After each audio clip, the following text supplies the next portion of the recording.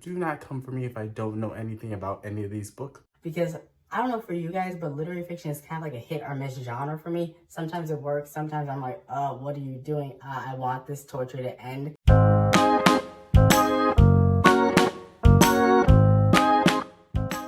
Hey guys, welcome back to my channel. This is Charles from Channel Books on Stereo, and I'm here to bring you guys my this is just my July book haul. Or I don't know what I'm calling this. I'm just gonna be hauling some books. I'm not gonna know anything about these books, so do not come for me if I don't know anything about any of these books. But without further ado, let's get into the book haul. So up first, I have The It Girl by Ruth Ware, and this is her latest thriller. Do I know anything about it? No. Is it Ruth Ware? And I love Ruth Ware. Yes, so this is like an auto read, and she honestly is like an auto by author for me right now, but look how pretty the cover is. Like, I'm getting Hollywood socialite, maybe mixed in with a little bit of murder type vibes from this book, but I'm super excited to be hopefully getting to this one very soon. Up next, I have Youre Invited by Amanda Jayatissa. I believe is how you pronounce the author's last name. And all I heard about this thriller is that it is absolutely crazy. I think like someone's ex gets invited to a wedding, or best friend gets invited to this wedding, and things go crazy from there. And this sounds really good. I heard great things about this book, and I think this one doesn't come out for like another month or so. So I'm so excited when I saw this was one of the book of the month selections. I was like, thank you very much. Then up next I have Bla Upgrade by Blake Crouch, and this is his latest kind of sci-fi thriller, and I believe this one kind of deals with the topic of like DNA modification and how that can have potential ramifications. That's all I know about this book, but Blake Crouch is one of my favorite thriller authors. I guess you can call him like a sci-fi thriller author, because there's usually some type of sci-fi that's involved in a lot of his books. If you haven't read any of these of his books, I highly suggest you go check out, I think it's called Dark Matter.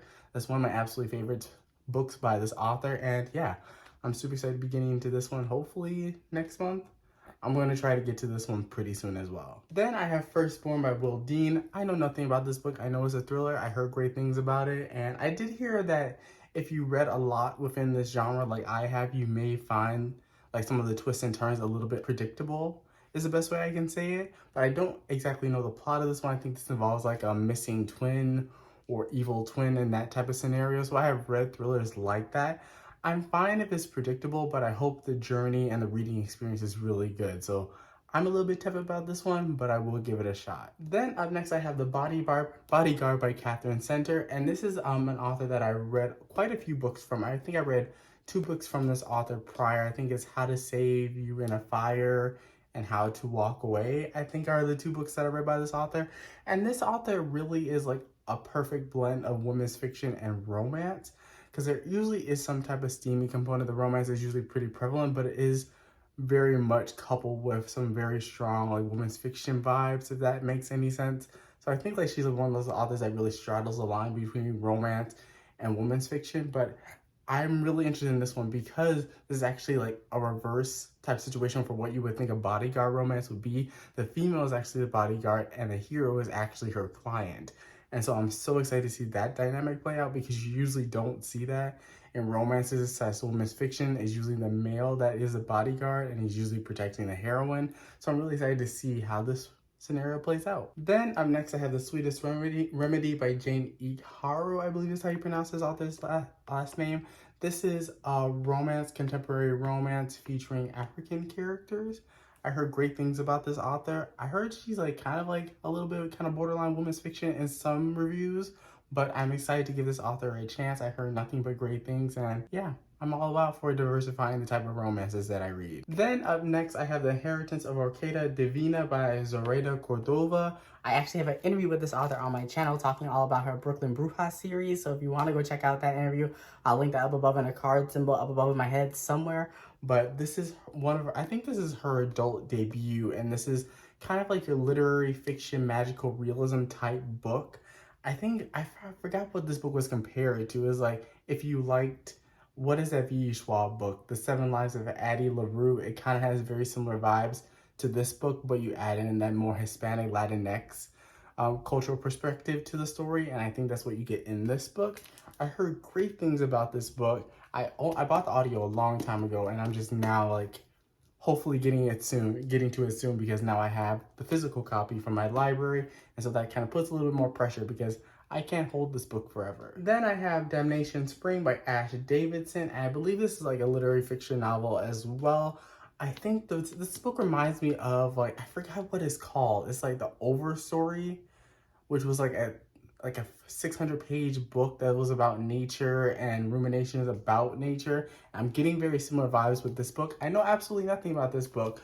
This book was a book of the month pick, I think in 2022. I could be wrong about that, but I was interested in the cover. It looks good. I really do trust Book of the Month's picks. Sometimes I don't like all of them, but every now and then I find like really amazing authors through the service, and so I decided to pick up a copy of this from my library. Then I have The Player by Cressley Cole, and this is the third and final book in the Game Maker trilogy, and this will most definitely be read probably next month, because once you see my TBR, you already know it's pretty full for the month of July.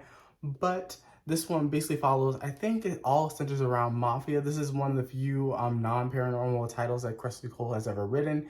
And I forgot what's happening in this book, but I'm super excited to get into this book as well, because this series is like literally like if you took Immortals After Dark, which is by Cressley Cole as well, and you just stripped all the paranormal elements and put that into a contemporary situation, you would have this series, which is already kind of like bonkers, but I'm here for it. Then I have Razorblade Tears by S.A. Cosby. So in this book, we basically follow two fathers that are out to avenge their sons' deaths, who I believe both of their sons were gay and they were in a relationship and they were both killed. And I believe the both fathers have like some type of criminal background or something like that.